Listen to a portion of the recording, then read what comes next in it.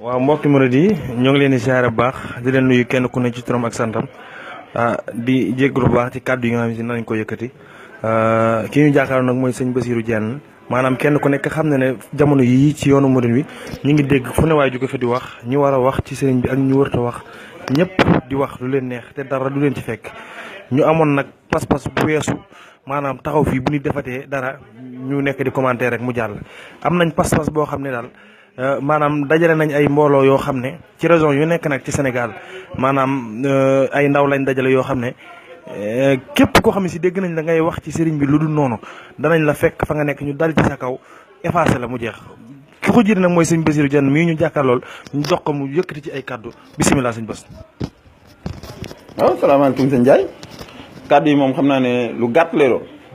ndax dafa am lu ñu ñem ko fañ yi ay gone yu ndaw yoo xam ne bu dee ñàkk ab yar tong ci lañ ko teg am na ñu mën a jëflante bu fekkoon lii ñuy wax ci xam-xam lañ ko teg wala leneen du ñu ci dégg dañ ko teg ci ñàkkub yar ak teg ko ci ak réewante waaye dinañ xam ne sëriñ bi ñëw fi woon ngir ay gone yu ndaw di kël-këlee ab liggéeyam saaxo mii li mu def barki démb posté ab vidéo wax ci la ko neex di ngeen njabootu sëriñ bi ñun dañoo amul lu dul sëriñ bi di xamuñu lu dul njabootu sëriñ bi moo tax dañoo bàyyeetul kenn ngay wax lenn loo xam ne dina la neex dañoo taxawal nag kuréel goo xam ne fii lañ ko taxawale ci Touba marché Ocass mi amagul nañ ko nag ci ñeenti région dañ ko bëgg am ci région yëpp fépp foo xam ne nit taxaw na fa waxati lenn ñu fekk la fa toj sa lëful ndey kat sa dijjëw ndey lu leer nañ ñi lii ma lay wax du ay caaxaan bu fekkee ndar nga ko wax ak kuréelu ndar gi fekk la fa toj sa lëfal ndey bam ndar yi bu fekkee Dakar nga ko wax ñu fekk la fa Dakar toj sa lëfal ndey ba